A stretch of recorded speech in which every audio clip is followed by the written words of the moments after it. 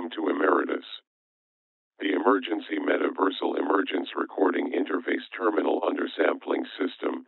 Today we have item hashtag SCP-058. Object class, Kether.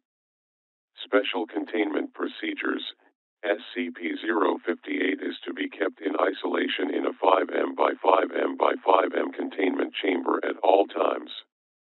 Walls are to be constructed of 3 meters 10 feet of reinforced heat-resistant steel, backed with a further 10 meters 33 feet of reinforced concrete. SCP-058 is to be fed a live cow every 3 days. Maintenance is to be conducted every 60 minutes while SCP-058 is dormant and every 15 minutes when SCP-058 is active. Under no circumstances is SCP-058 to be allowed out of its containment area. SCP-058 is to be audio recorded at all times. No personnel are to listen to SCP-058 for more than 30 minutes at a time. In case of escape, facility is to be considered compromised and detonation of on-site nuclear weaponry is to commence.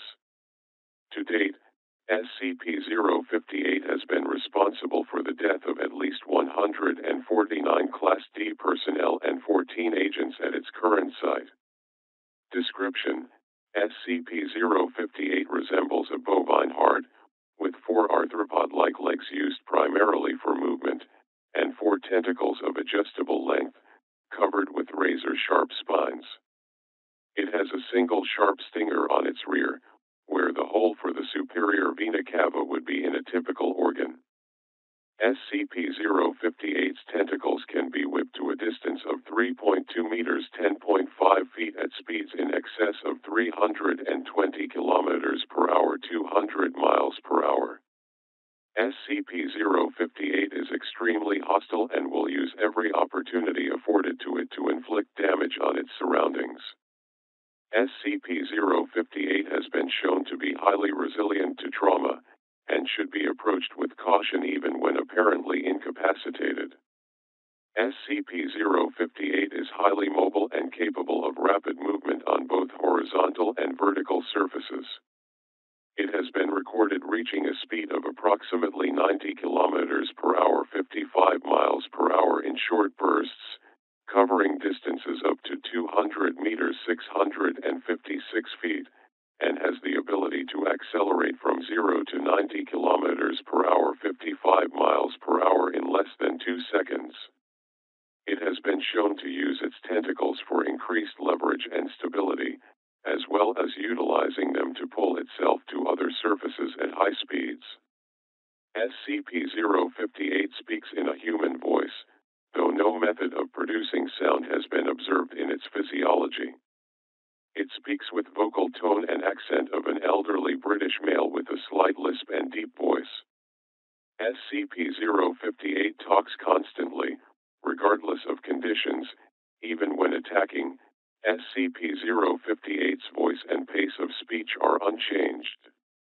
The speech of SCP-058 lacks any detectable correlation to events, persons, or exterior locations involved with SCP-058. See transcript of interview 058-04. Notes: SCP-058 was first encountered at Site Redacted as it came out of data expunged. SCP-058 was extremely hostile and appeared to be very agitated. Initially, SCP-058 attacked Site Redacted, which resulted in the death of redacted faculty and redacted agents. SCP-058 went on to attack the nearby town of Redacted, resulting in the death of over-redacted citizens and the destruction of 70% of the surrounding buildings. Post-breach analysis determined a majority of the deaths are attributable to fire and fire-related injuries, resulting from a widespread of stinger fluid by SCP-058 from a large structure. This is also blamed for a majority of structural damage. Redacted by SCP-058 accounts for only 8% of total deaths, with major evidence data expunged. SCP-058 was finally contained after being crushed and incapacitated by a large amount of masonry from a building that had collapsed on top of it. SCP-058 was then extracted and transported to Redacted by agents and MTF teams. SCP-058 was contained at Redacted for 3 weeks, during which it made minimal attempts to move, attributed both to physical damage and bloating from Redacted during the initial breach incident. Testing during this period was limited, with SCP-058 still maintaining a high threat level even in its impaired state. SCP-058 breached containment on Redacted/Redacted/Redacted during an attempted transfer to an SCP containment site, causing multiple deaths and injuries.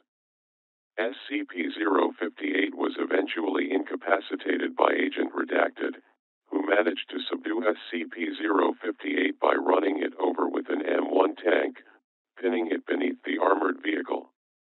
SCP-058 was subsequently secured and transported to Armed Biocontainment Area 14. Addendum: the SCP-1175 containment team has observed significant agitation in SCP-1175-2 on a number of dates that coincide with prolonged breaches of SCP-058's containment. Additionally, personnel assigned to AI-2471-GH2's maintenance have reported inexplicable heart palpitations during similar time frames. Investigation into possible connections is pending RASA approval.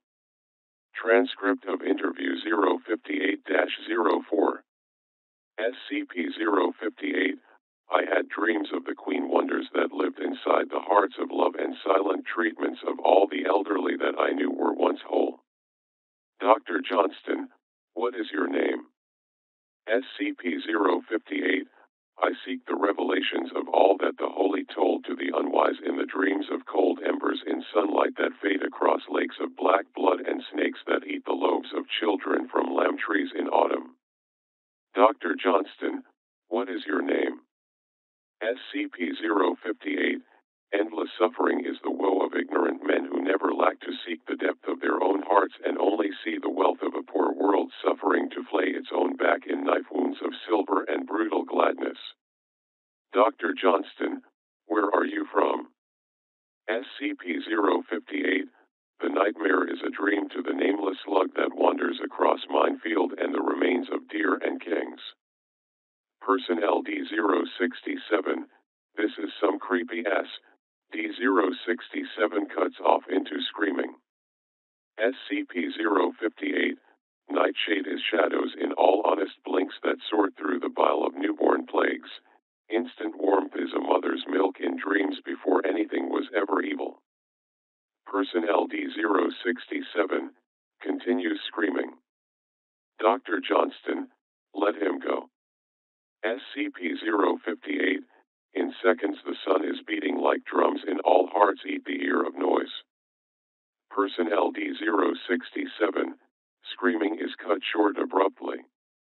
SCP-058, the sensual violence of lust is all the assurance you will ever need to know the worth of life.